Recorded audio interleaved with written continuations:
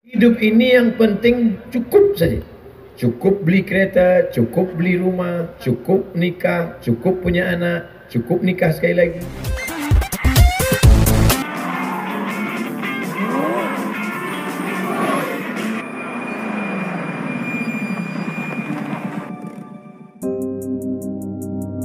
Banyak istighfar, bertaubat kepada Allah Azza wa Jalla.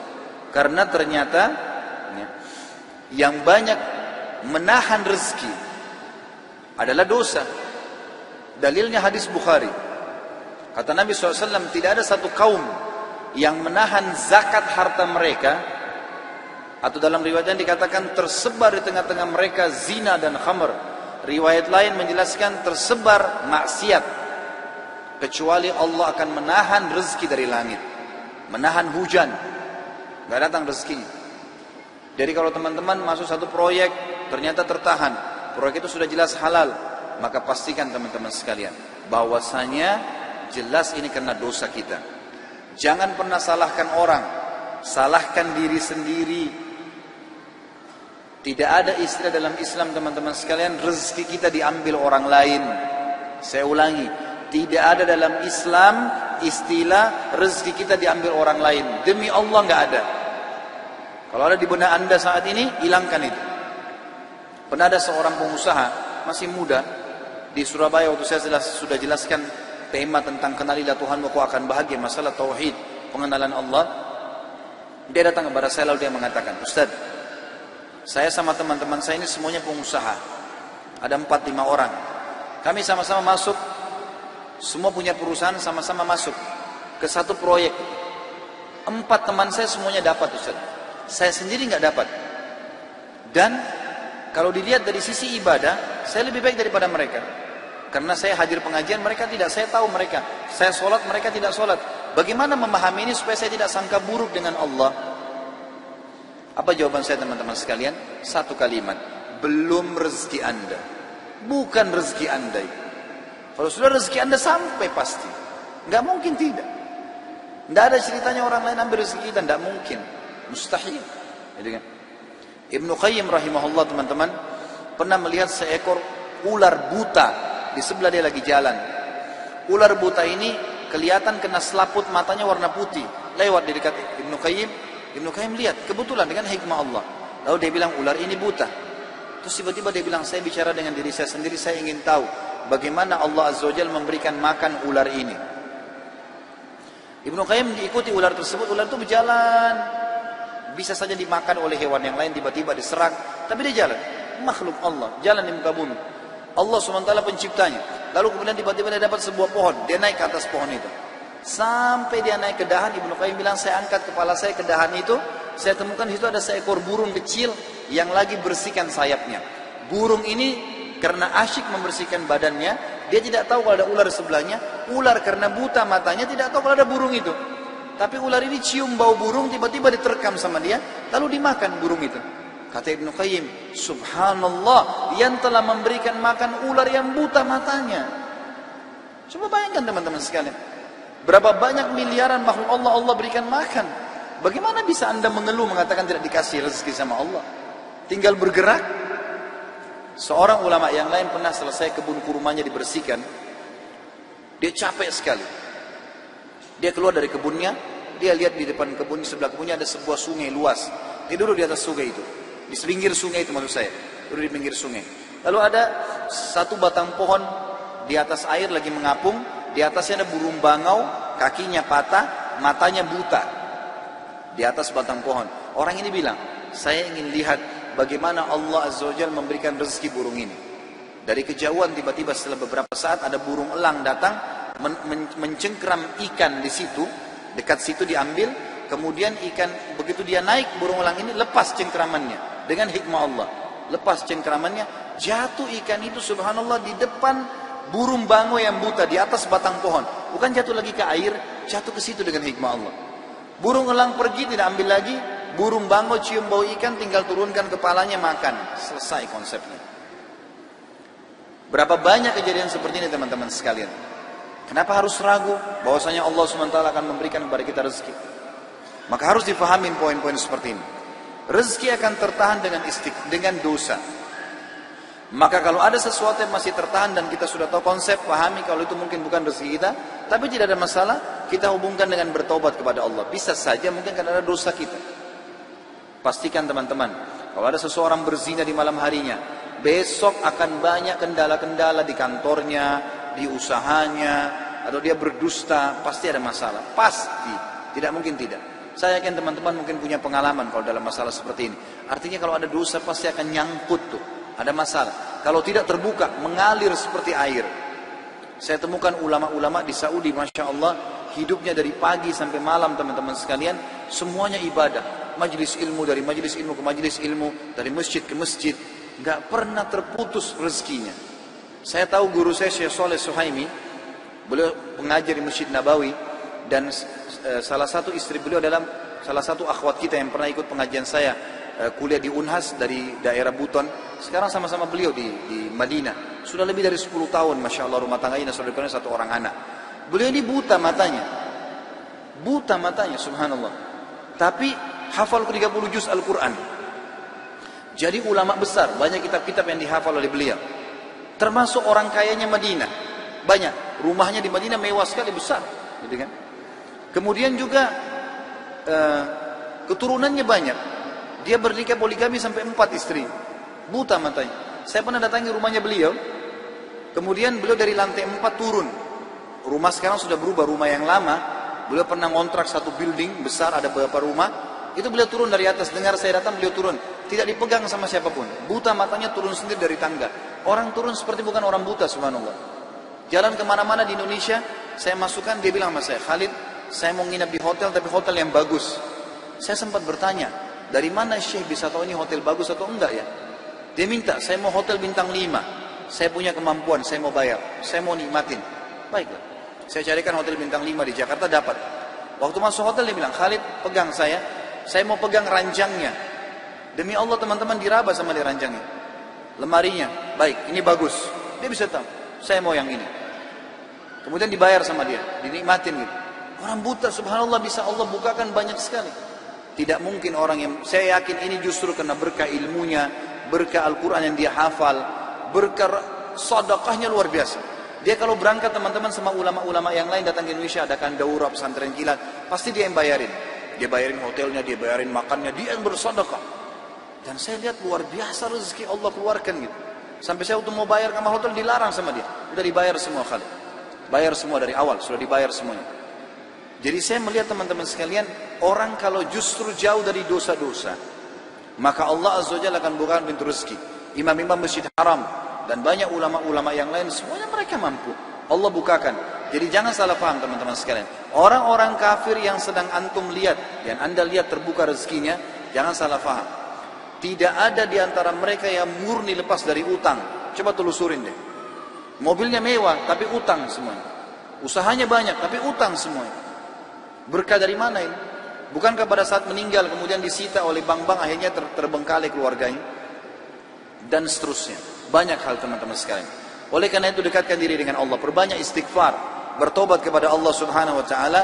Maka Allah akan bukakan. Jadi dosa itu seperti teman-teman penyumbat ya. Di saluran air ada penyumbatnya. Kalau kita istighfar, kita sedang menarik sumbatan itu. Airnya jadi lancar nanti.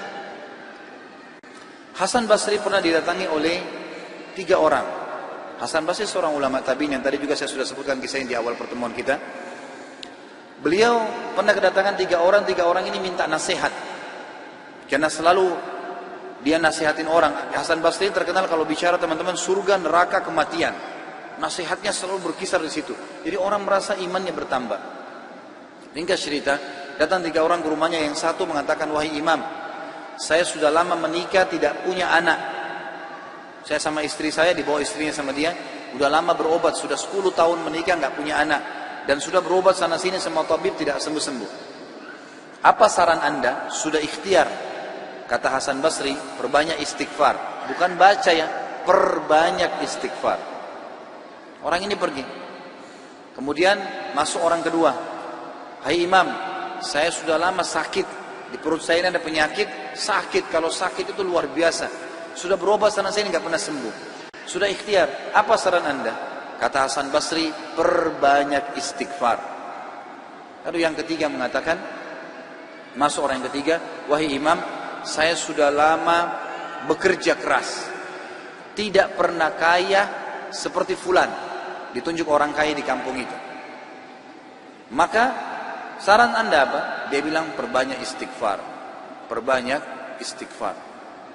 Maka pada saat itu teman-teman sekalian, waktu sudah pulang semua, istri Hasan Basri tanya, kenapa tadi 3 orang ini pulang semua? Ada beberapa athar menyebutkan murid-muridnya yang bertanya, gitu kan? Kenapa anda cuma mengatakan istighfar? Kenapa anda tidak pandu mereka? Mungkin yang satu butuh modal, yang satu butuh tabib, dokter, satu butuh obat mungkin. Kata dia, tidakkah kalian sudah dengar kalau mereka sudah ikhtiar, tinggal ada penghambatnya nih, dan penghambatnya adalah dosa-dosa mereka. Dan Allah sudah berfirman dalam surah Nuh, surah nomor 71 ayat 10 sampai 12. A'udzubillahi minasyaitonirrajim. Nabi Nuh berkata kepada kaumnya, "Faqultu astaghfiru rabbakum innahu kana ghaffara." Aku berkata kepada mereka, Nabi Nuh berkata kepada kaumnya, istighfarlah kalian, mohon ampunlah pada Tuhan kalian, karena Dia Maha Pengampun, Dia suka kalau kalian tobat tuh.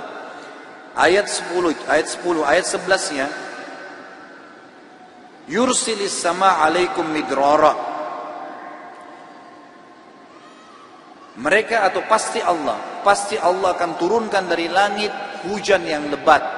Dan kita tahu hujan adalah sumber kehidupan manusia. Makna letter-letternya, makna tadabburnya adalah, makna tafsirnya, Dia akan turunkan dari langit rezeki-rezeki yang midrar. Midrar itu bertubi-tubi. Ayat 12-nya, wa yumditkum bi amwalin wa banin wa yaj'al lakum jannatin wa yaj'al lakum anhara. Dan pasti Dia akan memperbanyak buat kalian. Yumdit, mad ini artinya mendobelkan, melipat gandakan. Dan pasti Dia akan melipat gandakan, menambahkan buat kalian keturunan, harta-harta, amwal dan keturunan.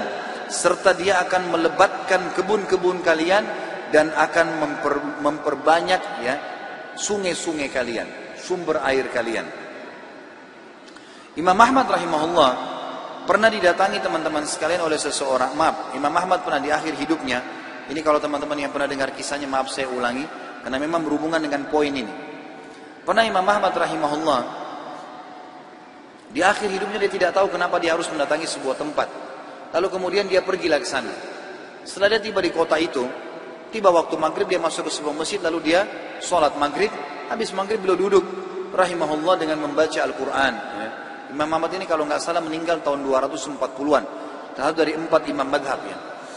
Imam Ahmad rahimahullah masuk ke masjid, kemudian beliau duduk sholat. Maghrib duduk mengaji, sampai isya beliau sholat isya berjamaah. Karena tidak tahu kenapa datang ke kota itu. Lalu kemudian beliau ingin istirahat. Habis sholat ba'diyah isya, orang-orang semua pada bubar. Imam Ahmad ke sudut masjid, lalu dia baring. Marbot masjidnya datang, tanya, wahai imam, wahai syekh. Syekh ini dalam bahasa Arab bisa berarti orang tua, orang kaya, atau orang pintar. Ya, bisa 3 artinya. Kebetulan Imam Ahmad dipanggil syekh di sini maksudnya adalah orang tua. Hai syekh, hai orang tua gitu. Ya. Kenapa anda di sini? Kata Imam Ahmad, saya mau istirahat, saya musafir, nggak ada kenalan. Kata dia, tidak bisa di masjid. Anda harus keluar dari masjid. Lalu kemudian disuruh keluar. Kata Imam Ahmad, saya didorong-dorong dari masjid, keluar dari masjid. Begitu keluar dari masjid, marbot masjidnya kunci masjid. Kemudian Imam Ahmad lihat dia sudah pergi. Imam Ahmad baring di teras masjid. Marbotnya kembali lagi. Lalu mengatakan, wahai syekh, ngapain di sini? Dia bilang seperti saya bilang, saya musafir, saya butuh istirahat. Ya. Kata marbotnya, nggak bisa. Ini masjid, peraturan nggak boleh duduk di sini. Lalu kemudian didorong-dorong Imam Ahmad sampai ke jalanan. Di sebelah masjid ada satu orang penjual roti. Penjual roti ini lihat kejadian tersebut, lalu dia mengatakan, hai syekh, dipanggil Imam Ahmad, orang tua gitu ya, kesinilah, ada tempat saya. Datanglah dia, Imam Ahmad. Lalu Imam Ahmad berkata, orang itu berkata, ini tempat saya usaha jual roti. Di belakang saya jual roti ini ada kamar saya biasa istirahat. Rumah saya tidak jauh dari sini. Anda boleh istirahat. Besok pagi Anda boleh pergi. Dia bilang baik, jazakallah khair. Imam Ahmad duduk. Imam Ahmad ini karena zaman dulu nggak ada foto, orang nggak tahu wajahnya orang, cuma kenal nama. Nggak kita sekarang bisa lihat fotonya, bisa tahu orangnya gitu. Imam Ahmad bilang ada satu kegiatan orang ini yang unik. Setiap kali orang ini pecahin telur, ambil gandum, ya, tepung, kemudian taruh garam, diaduk, selalu astagfirullah wa atubu ilaih, astagfirullah wa atubu ilaih, terus astagfirullah wa atubu ilaih, terus dia mengucapkan itu. Maka yang terjadi adalah Imam Ahmad bertanya, berapa lama kau amalkan ini? Sudah berapa lama kau amalkan? Kebetulan Imam Ahmad ini di akhir hidupnya, ya, sudah sangat tua. Orang ini juga seumur Imam Ahmad. Dia bilang sudah lama, dari saya masih muda. Kata Imam Ahmad, apa hasilnya istighfarmu ini? Dia bilang, semua yang saya minta sama Allah dikabulkan. Apa saja. Belum pernah saya minta sama Allah nggak dikabulkan. Tinggal satu yang sudah bertahun-tahun saya minta belum Allah kasih. Kata Imam Ahmad, apa itu? Dia bilang, saya minta agar dipertemukan dengan Imam Ahmad. Maka Imam Ahmad bertakbir mengatakan, Allahu Akbar. Karena istighfarmu inilah, ya, Allah subhanahu wa ta'ala mengutus saya datang ke kotamu ini, dan saya tidak tahu kenapa saya datang. Karena istighfarmulah marbot masjid melarang saya tidur di masjid dan saya didorong-dorong. Istighfarmulah yang membuat kau menawarkan saya untuk datang dan nginap di tempatmu. Saya Ahmad bin Hanbal. Allah Azza wa Jal datangkan Imam Ahmad ke rumahnya karena istighfarnya. Ini luar biasa. Kisah seorang ibu yang berada di wilayah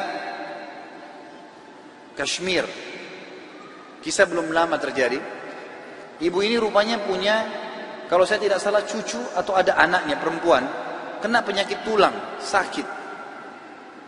Ibu ini selalu berdoa kepada Allah SWT sambil beristighfar, karena dia sudah bawa ke dokter di sekitar rumah situ, di sekitar kampungnya tidak ada, gitu kan? Nggak ada yang bisa tanganin. Mereka cuma bilang ada satu dokter, ya, yang mampu menangani ini, tapi di India. Dia di India, dan dokter itu muslim, ahli spesialis tulang, cuma dia yang bisa.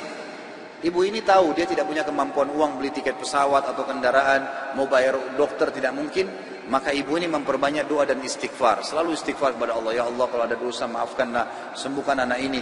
Ya Allah, pertemukan sama dokter itu, mudahkan supaya anak saya ini berobat. Ringkas cerita, dokter yang tadi jadi target ini keluar dari India, ada acara. Dia naik pesawat melewati wilayah Kashmir tadi itu. Tiba-tiba pilotnya bilang, pesawat ini badai, lagi hujan deras, nggak bisa pesawat lanjut nih, harus turun di wilayah itu. Turunlah pesawat itu.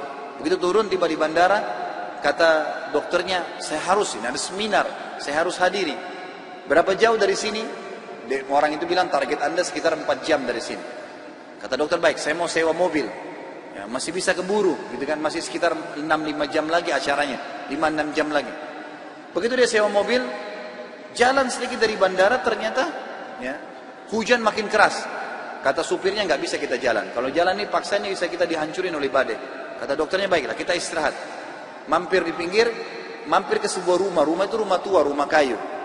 Lalu tabibnya ini, dokternya ini naik ke rumah itu, berteduh, ketuk-ketuk, ucapin salam, dijawab waalaikumsalam, keluarlah seorang ibu. Lalu kemudian dokter ini bilang, maaf, kami ini musafir, hujan lebat, bisa berteduh di sini? Kata ibunya, silahkan. Lalu ibunya itu mengambilkan minuman, dihidangkan minuman. Waktu sementara duduk di ruang tamu, anak perempuan si ibu ini lagi nangis-nangis kesakitan tulangnya. Ini ibu yang tadi sakit tulang. Ini dokter yang jadi target sampai di rumahnya. Lalu kemudian dia berkata, tabib ini, kenapa ya anaknya ibu? Dia bilang sakit tulang. Kenapa kok sakit? Kenapa nggak dibawa ke dokter? Sudah. Tapi kata dokter semua tidak bisa sembuh. Dan dokter yang bisa tangani cuma seorang dokter di India namanya Fulan. Disebutkan namanya dokter ini. Dokternya tiba-tiba nangis lalu berkata, segala puji bagi Allah subhanallah yang telah mendatangkan saya ke rumah ibu. Saya ini dokter yang ibu sedang targetkan. Allah datangkan dokter itu ke rumahnya justru karena istighfar. Karena doanya kepada Allah SWT. Tidak pakai biaya, malah dokter itu biayai gratis dan datang ke rumahnya. Seperti itu, dan banyak ribuan kisah begini teman-teman sekalian yang berhubungan dengan istighfar. Sesi soal jawab bersama Ustaz Abdul Somad. 1. Sekarang ekonomi agak kurang baik. Mohon Ustaz kongsikan amalan yang membuka pintu rezeki dan juga berkongsi perkara-perkara yang menutup pintu rezeki. Oh, dia cerita pintu lah. Itu ada buka, ada tutup. Datanglah seorang yang dililit utang. Ya Rasulullah, aku ni susah dililit utang. Apa doa yang aku baca? Kata Nabi, minta perlindungan daripada 8. Allahumma inni a'udzubika minal hammi wal hazan wal ajzi wal kasal wal jubni wal bukhl wa dala'id daini wa ghalabatir rijal. Minta daripada 8. Allahumma inni a'udzubika minal hammi, selamatkan aku daripada susah hati, wal hazan, segala kesulitan dan kesulitan-kesulitan. Allahumma inni a'udzubika minal hammi wal hazan wal ajzi, lemah, wal kasal, malas, wal jubni, takut, wal bukhl, pelit, wa dala'id daini, dililit rijal, dikuasai orang lain. Bila kita dah dililit utang, maka kita dikuasai orang lain, maka kita minta. Tapi jangan cuma baca doa saja, fahami maknanya. Ustaz, saya dah baca doa ni sebulan, kenapa hutang tak juga terbayar? Awak baca saja, ya, tak kerja. Orang yang berusaha tapi tidak berdoa sombong. Bekerja pagi petang siang malam, tak ada mau berdoa, sombong. Orang yang hanya berdoa tak mau bekerja, pesong. Oleh sebab itu dua-dua mesti kita buat. Tapi kan rezeki sudah dijamin Allah. Betul, ini rezeki dijamin Allah. Ini rezeki saya, air untuk saya, ditakdirkan untuk saya, memang sudah dijamin oleh Allah SWT. Garanti ini punya Abdul Somad, tertulis di Lauhul Mahfuz, Abdul Somad. Tapi bila tak ada usaha, nak buka tutup, nak masukkan dalam, boleh ke tengok aja masuk ke mulut? Mesti ada usaha. Oleh sebab itu maka banyak-banyak beribadah. Falyabudu rabb hadzal bait. Banyak-banyak engkau beribadah, menyembah Allah. Kalau ibadah kau lakukan, Allah akan beri engkau doa. Apa dia? At'amahum min ju'. Bila engkau lapar, dia bagi makan. Wa amanahum min khauf. Bila engkau takut, dia beri engkau rasa aman. Kita kan dunia ni cuma dua saja, lapar, takut. Lapar, takut. Bila dah kenyang, takut pun hilang. Takut anak tak sekolah, takut bila nanti lepas dia tak kerja, takut nanti kerja dia tak kaya, takut. Hidup ini yang penting cukup saja. Cukup beli kereta, cukup beli rumah, cukup nikah, cukup punya anak, cukup nikah sekali lagi. Cukup. Maksudnya bini dia yang pertama meninggal dunia, jangan nak marah saja. Wa amana waman, daripada segala takut. Tapi syarat dia apa? Falyabudu, banyak-banyak beribadah. Susahkah bagi Allah untuk mengeluarkan air dari tanah yang kering, batu? Tapi kalau Allah berkehendak, bukan dari tumit engkau air itu keluar, wahai Hajar. Hajar, naik ke bukit Safa, turun, naik ke bukit Marwah, tak ada air. Tapi air itu datang dari tumit budak kecil yang belum pandai berjalan, dari tumit Ismail. Tapi tumit Ismail, dia tengok air. Apa kata Hajar? Zamzami, berkumpullah air, berkumpul. Air itu berkumpul 3.800 tahun. Air itu tak kering. Tapi jangan gara-gara mendengar cerita ni, esok dia tak ada kerja. Awak kenapa tak kerja? Kenapa tak pergi office? Kata Ustaz Somad, bukan dari tumit kita rezeki itu datang, dari tumit budak kecil.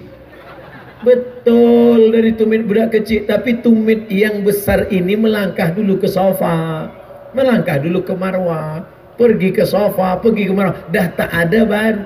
Padahal ayahnya Nabi Ibrahim alaihissalam, anaknya Nabi Ismail alaihissalam, istrinya perempuan solehah Hajar, 3 orang baik. Hajar tak ada angkat tangan, ya Allah bagilah air ya Allah, tak. Tapi apa yang dilakukan Hajar? Naik ke bukit Safa, naik ke bukit Marwah, usaha, doa, fatawakkal Allah. Apa yang menutup pintu rezeki, Ustaz? Allah sudah tetapkan rezeki kita. Kenapa rezeki itu batal? Kenapa Allah tutup pintu rezeki? Dzalika bi anna Allah lam yakum mughayyiran ni'matan an'amaha ala qaumin. Allah tidak merubah rezeki itu. Lalu siapa yang merubahnya? Kita yang merubah, kerana perbuatan maksiat. Ini ayatnya. Walau anna alal qura amanu, kalaulah penduduk suatu negeri itu beriman, wattaqau, takut kepada Allah, la fatahna, kami bukakan barakat, barakatin minas sama, dari langit, wal ard, dari bumi. Walakin kazzabu, kalau mereka dustakan ayat kami, manakala mereka sunyikan masjid kami, manakala mereka biarkan, akhadnahum, kami cabut. Kenapa Allah cabut barakah? Kerana fadzalikal ladzi yad'ul yatim, membiarkan anak yatim, membiarkan masjid, membiarkan orang susah, maka inilah penyebab pintu-pintu rezeki ditutup oleh Allah Subhanahu wa taala. Wallahu fi aunil abdi, Allah akan sentiasa menolong seorang hamba. Apa syaratnya? Maka al-abdu fi auni akhi, selama hamba itu mahu menolong saudaranya. Engkau sanggup membeli kereta yang mewah, sanggup membeli rumah yang besar, sementara anak yatim fakir miskin tak makan. La yu'minu ahadukum, kamu tidak beriman, tak beriman kata Nabi, hatta yuhibba li akhi, sampai kau sayang kepada saudaramu seiman, ma yuhibbu li nafsi, sama seperti sayang pada diri sendiri. Kira-kira kalau 5 waktu ada di musola ini, pagi kita ke kampus, nuntut ilmu adalah jihad, kemudian sore pun kita pergi main basket lah, main bola, mau masuk maghrib ada maki lagi di masjid, nunggu sampai isya, selesai isya kita makan ala kadarnya, lalu malam lagi kita belajar lagi, sampai pagi begitu. Apa alasannya Tuhan kasih masuk ke neraka? Ayo, 5 waktu kita di masjid, kita tidak durhakai orang tua tak, kita nuntut ilmu adalah jihad, kita datang pengajian seperti ini. Apa alasan Allah untuk menolak kita menjadi orang baik? Apa alasannya Allah membuat hidup kita jadi susah?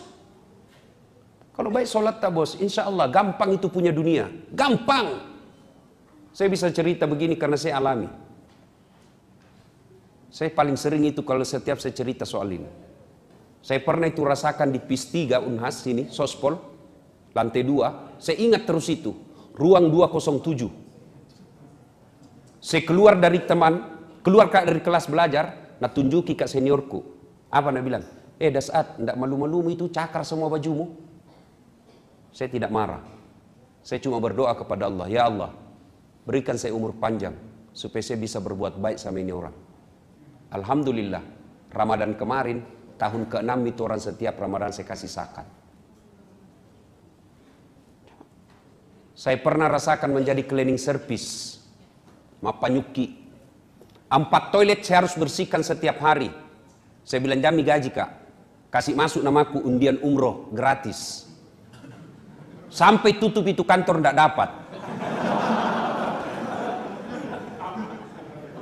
Alhamdulillah, biiznillah, dengan izin Allah, Allah kasih saya rezeki punya travel sekarang. Saya bisa umroh kapan saja saya mau. Coba, kecil kalau itu dunia, apa susahnya Allah kasih kita dunia? Nah bilang orang bungi, nagatte mi puang ekomelo, kecil buat Allah. Dulu jalan kaki, pergi sekolah dari Jalan Harimau, pergi Jalan Cakalang. Saya mempat, jalan kaki. Kadang-kala coko-coko karena malu dila orang. Masuk di pasar Cidu, jalan kaki. Alhamdulillah, biiznillah, ada Tommy mobilku. Beberapa. Alhamdulillah, dengan izin Allah. Dulu lihat pesawat di kampung, dikejar. Kapal lutu.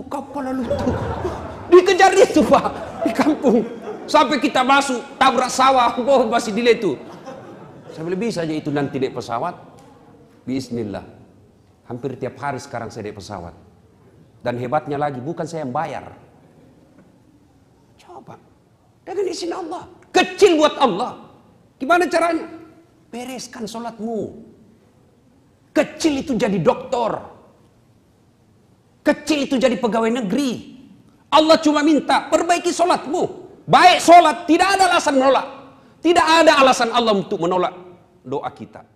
Yang penting baik. Saya kasih perbandingan begini. Ini urusan dunia dulu ya. Yang para ikhwan dulu. Saya tanya, rizki itu adanya di mana? Di langit atau di bumi? Tahu dari mana? Quran surah 51 ayat 22. Ya. Kita usahakan dari Al-Quran, kemudian Sunnah. Kalau kita temukan dari situ, itu yang terbaik. Ya, sebelum mencari yang lain. Bismillah. Quran surah 51 ayat 22. Ini teori tentang rezeki ya. Kita lihat misalnya. Wa fis samaa'i rizqukum wa ma tu'adun. Ya. Kata Allah, dan di langit rezeki Anda sudah disiapkan, ditetapkan, ya, dan tidak akan tertukar. Di langit rezeki kita sudah disiapkan, dituliskan, tidak akan tertukar. Ya. Jadi mohon maaf kalau Allah sudah kasih statement tidak akan tertukar, jadi tidak ada kerjaan mengambil rezeki orang. Ya. Jangan pernah mengharapkan rezeki orang lain, apalagi mengambilnya, itu tidak ada kerjaan. Karena rezeki kita sudah ditetapkan. Ya. Ingat hukum pengambilan itu ya. Ingat hukum pengambilan. Kalau ada hak orang lain diambil, maka seketika terasa menyenangkan, tapi yang diambil ini satu saat akan kembali. Ya, akan kembali. Jadi kalau orang ngambil rezeki orang lain, cuma melelahkan diri saja, ngambil, ya kapan lagi akan dikembalikan? Ya, satu saat, entah besok, entah seminggu kemudian, entah sebulan kemudian, pasti akan kembali. Ya. Ini cuma melelahkan diri saja, ngambil sesuatu, berputar-putar, ujung-ujungnya balik lagi. Ya. Ini sudah, kalau sudah Allah berikan, jangan cari yang bukan milik kita. Wa ma tu'adun, dan dijanjikan kata Allah pasti diberikan. Rizki kamu sudah dituliskan di langit, dijanjikan diberikan. Ya. Rizkinya di langit. Kita hidup di mana? Di bumi. Ya, di bumi. Kita hidup di bumi, rizkinya di langit. Masya Allah. Kita bertanya, ya Allah, bagaimana seperti ini? Kami hidupnya di bumi, rizkinya di langit. Gimana ngambilnya? Maka Allah turunkan sifat keadilannya. Ya. Diturunkan rizkinya ke bumi, disediakan untuk kita mudah mengambilnya. Quran surah kedua Al-Baqarah ayat 29. Dijawab di Quran surah kedua ayat 29. Karena kita tinggal di bumi, maka turun ayat, saya agak cepat, huwallazi khalaqalakum ma fil ardi jami'an. Rizki yang di langit ini kami turunkan ke bumi, maka Allah menciptakan segala hal di bumi untuk memenuhi kehidupan kita. Ya. Dialah Allah yang menjadikan segala hal di bumi lakum untuk kalian. Apa saja ya, bisa kita dapati. Ya. Pelan-pelan. Rizkinya di langit diturunkan ke bumi.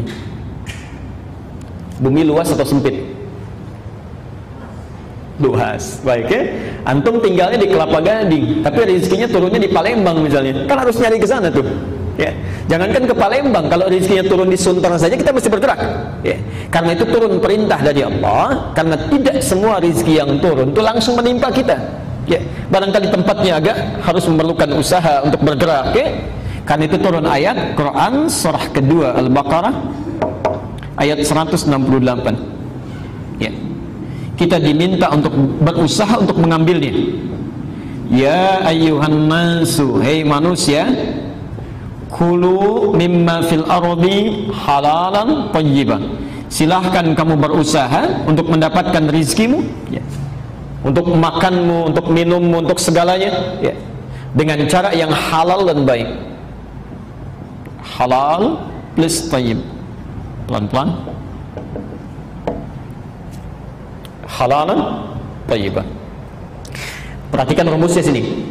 Di rezeki itu tidak cukup dengan diharap-harap, tapi menuntut usaha untuk meraihnya. Tapi yang menarik, bahasa Quran ketika meminta manusia mencari rezeki itu membuat hukum umum universal. Ya, tidak mengikat akidah. Hukumnya mesti dicari dengan halal, legal. Ya. Tidak boleh mencuri, merampok dan sebagainya. Hati-hati. Karena hukumnya sifatnya umum mengikat bagi manusia, maka maaf, manusia agama apapun, kepercayaan apapun yang melanggar dua ketentuan ini pasti mendapatkan konsekuensi dari kehidupan dunianya, diproses juga. Misal, ada seorang muslim mencuri misalnya, menempuh mencari rezeki dengan cara yang tidak halal, tentu akan ditempuh juga melalui hukum dunia. Ya. Jadi tidak akan dibedakan. Mau orang Islam, mau non muslim, begitu mendapatkan mencari rezekinya dengan cara yang tidak halal, maka diluruskan juga. Ya. Saya belum pernah mendengar ada polisi misalnya ketika menangkap pencuri ditanya dulu, bapak agamanya apa? Gak mungkin. Ya. Oh Islam Pak, oh kalau gitu gak usah ditangkap, dikasih tausiah saja. Gak bisa. Mau Islam mau non muslim, begitu salah ya sudah, proses selesaikan, hukum umum. Yang menarik bukan itu. Kita agak percepat. Ketika ada seseorang mencari rezeki bismillah dengan imannya, ya, dengan keyakinannya, ya. Ada orang bertanya kepada Allah, ya Allah kami minta keadilan, ya.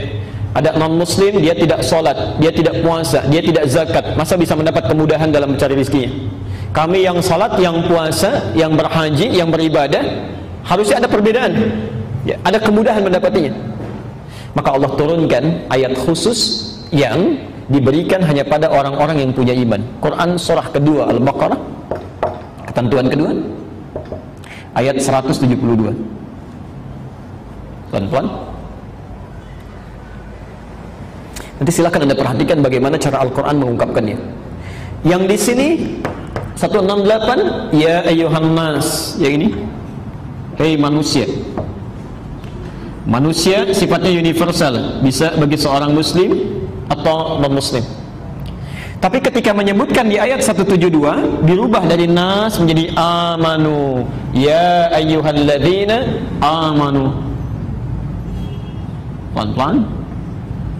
Kalau sudah amanu berarti hanya mengikat orang yang beriman saja. Orang Islam tidak di luarnya. Sekarang lihat ayatnya.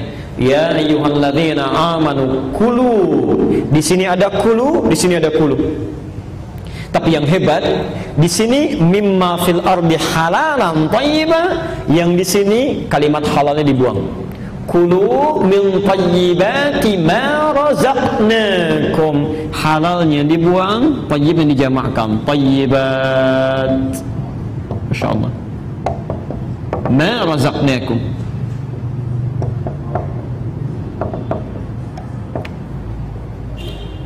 Perhatikan pelan-pelan. Yang di sini ketika Allah meminta orang-orang beriman berusaha, bekerja, beraktivitas, disebut imannya, dihilangkan halalnya. Ya ayyuhalladzina amanu kulu min thayyibati, halalnya dibuang. Kenapa ketika menyentuh orang-orang beriman, meminta dia bekerja, kalimat halalnya dibuang? Karena orang-orang beriman itu otomatis dengan imannya akan menuntun dia mencari yang halal. Jadi ketika dia mengucapkan bismillah dalam langkahnya, itu mustahil langkah bismillah itu melangkahkan ke tempat yang haram, itu mustahil. Ya. Jadi ketika dia mengucapkan bismillah dalam pekerjaannya, itu imannya otomatis akan menuntun kepada yang halal. Jadi kalau ada orang merasa beriman, bahkan mengucapkan kalimat Allah dalam pekerjaannya, tapi dia mengerjakan yang haram dalam pencariannya, ada yang salah dalam imannya, ada yang keliru. Nah sekarang perhatikan. Kalau ada orang-orang mengerjakan sesuatu bismillah, bismillah, bismillah, merasa diawasi Allah dengan maknanya, bukan hanya kalimat yang mengalir di lisannya, maka sifat Rahman Allah diturunkan pada dirinya saat di dunia. Rahman, maha pemilik segala keluasan dunia. Ma razaqnakum, lihat kalimatnya. Maka kami yang akan mudahkan dia mendapatkan rezeki, bukan dia yang lelah mencarinya. Ini ma razaqnakum, kami yang berikan, bukan kamu yang lelah untuk mencarinya. Ya. Jadi kalau kita mencoba untuk meningkatkan iman kepada Allah Subhanahu wa taala, kemudian diterapkan dalam aktivitas kehidupan, makan bismillah, minum bismillah, merawat anak bismillah, bekerja bismillah, maka Allah akan berikan naungan dalam kehidupan kita yang tidak akan pernah diberikan pada orang-orang yang tidak bismillah dalam kehidupannya. Jelas ya? Baik. Apalagi kalau dibuktikan dengan amal soleh. Ya. Ini bukan cuma kerjanya bismillah. Saat Anda bekerja, waktu salat Anda salat, ya. Waktu kemudian Anda baca Quran, Anda baca. Apalagi kalau misal Anda melakukan amalan yang tidak dikerjakan oleh manusia umumnya. Malam orang tidur, Anda bangun. Malam orang siang orang makan, Anda puasa. Ya. Mendapatkan istirahat, orang lain baca Quran, Anda baca Quran. Masya Allah. Jika iman disandingkan dengan takwa, maka yang terjadi luar biasa dahsyatnya. Quran surah ke-7 Al-A'raf ayat 96. Lihat keajaiban yang terjadi. Quran surah 7 ayat 96. Walau anna ahlal qura amanu wattaqau plus takwa. La haula wala quwwata illa billah. Ini iman saja plus iman, kerja plus iman, beraktivitas plus iman, itu akan memudahkan rezeki yang diturunkan oleh Allah kepada kita, mudah. Apalagi rumus Qur'annya surah 7 ayat 96. Kalau kita tambah imannya plus takwa, insyaallah bekerja, salat tidak tertinggal. Orang dipanggil salat fardu masih terlambat-lambat. Antum kehilangan salat sunnah, gelisahnya luar biasa. Takwa, antum tambah takwa, ya, alhamdulillah. Perhatikan kalimat Qur'annya. La fatahna alaihim barakatin minas samai wal ardh. Pasti kami bukakan pintu keberkahan rezeki baik dari langit ataupun dari bumi. Ya. Kalau sudah pintu langit dibuka, pintu bumi dibuka, sudah tidak ada kesulitan yang berarti dalam hidup. Ya. Pintu langit keberkahan, pintu bumi kemudahan. Jadi kalau sudah pintu langit dan bumi dibuka oleh Allah, di mana lagi celah kesulitan yang bisa didapati? Mustahil. Ya. Karena itu orang yang bismillah dalam setiap aktivitasnya pasti mendapatkan rahman Allah dalam kehidupannya. Coba nanti antum sesekali yang ikhwan terutama ya, baca sirahnya sahabat-sahabat Nabi, terutama yang kalangan pengusaha Pak. Ya. Misal Abdurrahman bin Auf, Uthman bin Affan dan yang lainnya. Kalau punya kitabnya An-Nawawi itu yang At-Tibyan, ya, coba dilihat yang kitab aslinya itu halaman 47 itu ya. Posisinya sebelah kiri itu paragraf ke-3 itu dari 1 sampai dengan 7. Ada kalau kitab terbitan Darul Ilmiah yang coklat itu paragraf yang kedua, bisa dilihat. Itu ibu ternyata yang diharap-harap oleh mereka dalam aktivitasnya. Itu mereka pengusaha yang sangat sukses, Pak. Ya. Di pekerjaannya luar biasa, padat, keluar masuk Madinah, tapi hebatnya, yuk kalau Anda ingin lukiskan kekayaannya, itu Abdurrahman bin Auf kapaknya saja terbuat dari emas. Kapaknya saja terbuat dari emas. Tapi yang mereka tunggu-tunggu ternyata itu bukan peningkatan dunianya, bismillahnya itu. Ya. Yang mereka tunggu kapan ketemu dengan Allah dalam sholatnya, kapan punya kesempatan baca Qur'annya, kapan punya kesempatan zikirnya. Ini mereka merasakan ketika meningkatkan takwanya kepada Allah, kemudahan itu didapatkan. Ya. Anda bisa nggak bayangkan, ada pengusaha sukses, waktunya padat luar biasa, jangankan terlambat yang fardu, ya, terlambat yang sunnah saja hatinya gelisah, ya, masih bisa menunaikan tahajud sampai khatam Quran, bisa tidak terbayangkan itu? Ya. Kesibukan dalam kehidupannya tidak mengganggu mereka menunaikan tahajud sampai khatam Quran. Itu yang ditunggu-tunggu. Ya. Terhubung dengan Allahnya itu.